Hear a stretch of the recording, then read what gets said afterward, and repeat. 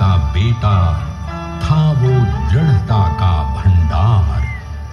वल्लभ भाई पटेल नाम कहलाता था सरदार। कृषक कार्मिक जनगण से था उसको प्यार अपार। अखिल देश ने उसे रहनुमा किया था स्वीकार। गांधी बापू का शिष्य, सत्य अहिंसा का अवतार, किंतु एक भारत करने को धर लेता हथियार। लौह पुरुष संबोधन था वो लोहे की दीवार। तेज पुंज तुम, शक्ति पीठ तुम, बल का सागर अपरंपार। ऋणी देश का नम्र नमन तुम स्वीकारो सरदार।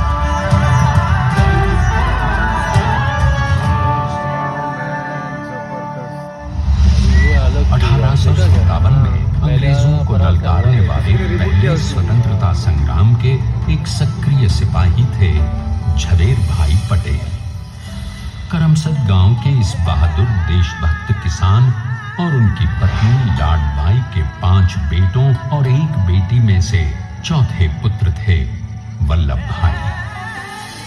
बालक वल्लभ ने करमसद के बाद नडियाद से अपनी हाई स्कूल की शिक्षा पूरी की।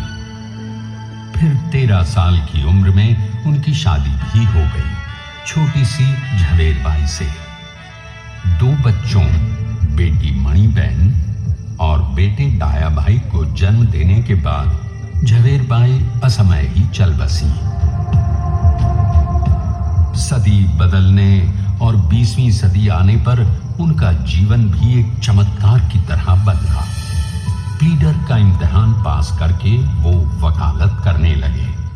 पहले गोधरा, फिर आणंद और उसके बाद अहमदाबाद में। मगर जल्द ही वकालत छोड़कर वो बैरिस्टर बनने की इच्छा से इंग्लैंड चले गए। लंदन में बैरिस्ट्री में अव्वल आने और वजीफा जीतने वाले वो अनोखे भारतीय थे। अब तो अहमदाबाद की वरिष्ठ अदालत में बैरिस्टर पटेल की जिरह और जीतों की धूम मच गई।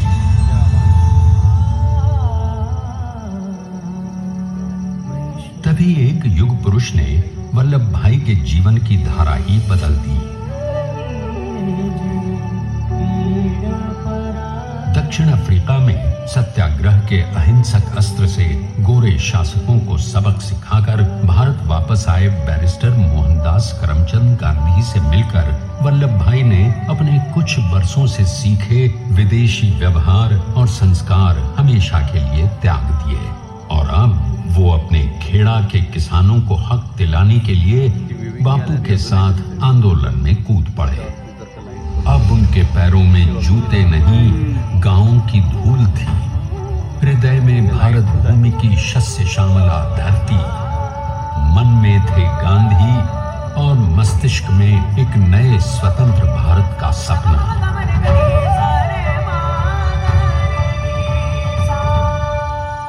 तभी बारडोली के मजबूर मजलूम किसानों की यातना का समाचार उनके पास पहुंचा।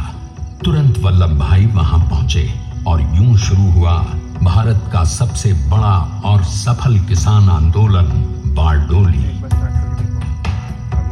वल्लभ भाई ने बारडोली के 87,000 किसानों को ऐसा अटल अडिग अचल मनोबल दिया कि अंग्रेजी सरकार हिल गई और 1 बरस के बाद उनका लगान माफ कर दिया गया। अब तो पूरे देश में लोग वल्लभ भाई के नाम की कस्में खाने लगे। स्वयं महात्मा गांधी ने कहा, अब वल्लभ भाई मेरे शिष्य या साथी नहीं, सारे देश के सरदार हैं और देश को मिल गया एक अनोखा असरदार सरदार।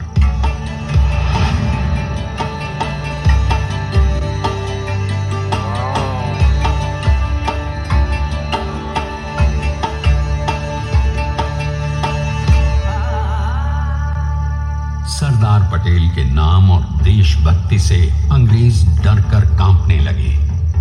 1930 के नमक सत्याग्रह और दांडी कूच में वो बापू से भी पहले गिरफ्तार किए गए। तो सन 1932 में फिर उन्हें बापू के साथ ही जेल में 2 सालों के लिए डाल दिया गया। मगर आजादी के दीवानों को, स्वतंत्रता के परवानों को कौन गिरफ्तार कर पाया है? जेल से छूटते ही सरदार को कांग्रेस के नए राष्ट्राध्यक्ष पद पर चुना गया और उनकी सरपरस्ती में राष्ट्रवादी भारतीयों ने तमाम ब्रिटिश सूबों में जीत हासिल कर वहां अपनी स्थानिक सरकारें बनाई। किंतु सरदार का सपना केवल सरकार बनाना नहीं था। उनका स्वप्न तो था एक ऐसे नए भारत का जहां हर रंग, हर रूप, हर जात, मजहब, तबके का हिंदुस्तानी एक साथ मिलकर एक ऐसा नया भारत बना सके जहां पूर्ण स्वराज के साथ सारे समाज को गरीबी, अशिक्षा, छुआछूत से भी आजादी मिल जाए। इसकी पहली रणनीति थी भारत को अंग्रेजों की गुलामी से आजादी, ताकि भारत के लोगों की अपनी सरकार सबके साथ और सबके विकास के लिए काम कर सके। बापू की अगुवाई में अब देश ने अंग्रेजों को अंतिम चेतावनी दे दी, करेंगे या मरेंगे, क्विट इंडिया, अंग्रेजों भारत छोड़ो। बस फिर क्या था, संघर्ष की रणभेरी बजी। 3 सालों के लिए सरदार पटेल को भी सत्याग्रही नेताओं के साथ जेल में ठूंस दिया गया। 2 सालों के बाद अंग्रेजों को बापू के सभी शिष्यों और साथियों को छोड़ना पड़ा।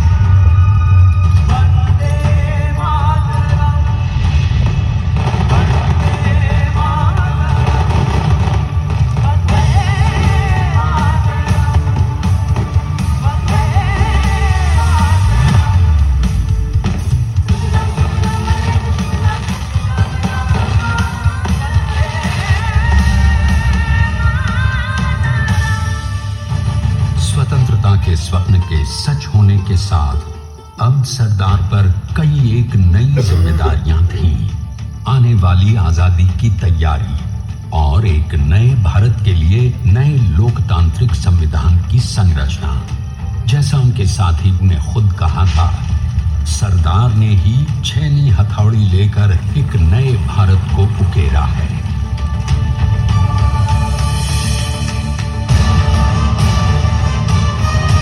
स्वाधीनता तो प्राप्त हुई, लेकिन खंडित भारत में भी उठते विभाजनवादी अंधकार को अभी दूर करना था। जब देश के खंड खंड होने का भय उत्पन्न होने लगा, तो सरदार ने निर्भय होकर खुद अपनी केंद्र सरकार और साथियों को भी चुनौती दे डाली और जम्मू कश्मीर को बचाने के लिए सारे देश का आकाश वायुयानों से भर गया।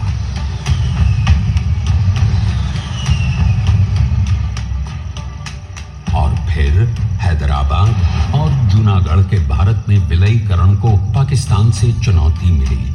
सरदार चाहते थे कि देश की 1 इंच धरती अब और विभाजित नहीं होनी चाहिए। नए भारत को एक करने के लिए समझा बुझाकर, मना कर 565 रियासतों को सरदार ने अपनी सूझबूझ, सदाशयता, संबल से एक नए स्वतंत्र भारत का अभिन्न अंग बना लिया। हमारे इतिहास में अखंड भारत के पुरुषार्थ का ये एक महानतम अध्याय है। जैसा उन्होंने स्वयं कहा था, हमें नए धागों को पुराने ताने बाने में ऐसे पिरोना है कि एक दूसरे में गुंथ जाएं और बेहतरीन बनावट वाला एक नया भारत उभर कर सामने आ सके। अंततः अपने वज्र दृढ़ संकल्प से एक नया विराट विशाल एक भारत श्रेष्ठ भारत बनाकर दिखा ही दिया सरदार ने। संसार के सबसे बड़े प्रजातंत्र के शिल्पी को प्रणाम करने के लिए देश ने बनाया है ये समर्थ स्मारक। स्वाधीन भारत को समर्थ भारत में बदलने वाले सरदार पटेल को समर्पित प्रेरणा तीर्थ भी है। प्रधानमंत्री श्री नरेंद्र मोदी के नेतृत्व में बनी विश्व की इस विशालतम प्रतिमा के सामने आकर सारी दुनिया जैसे स्वयं ही नतमस्तक हो जाती है।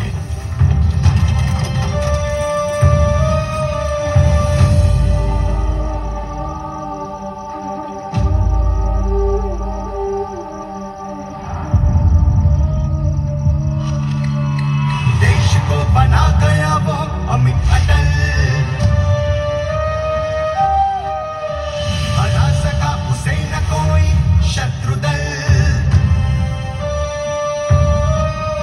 चट्टान के समान सा पुरुष प्रबल, तो स्वदेश का सम्मान है, पटेल तो स्वदेश का सम्मान है, पटेल तो स्वदेश का सम्मान है, पटेल तो स्वदेश का सम्मान है।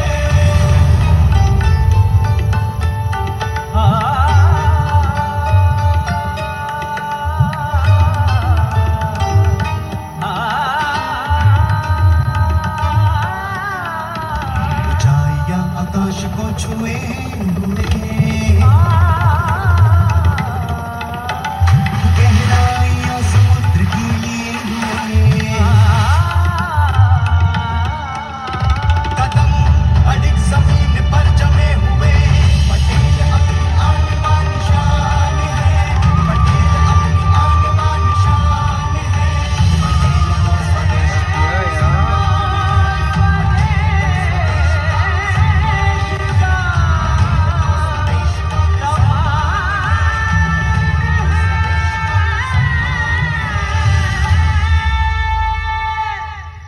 आइए अब देखिए ये अभूतपूर्व प्रतिमा को बनाने के लिए सबसे पहले नदी पर 4,500 क्यूबिक मीटर का राफ्ट बना और फिर सीधा 600 फीट का कंक्रीट का कोर बनाया गया।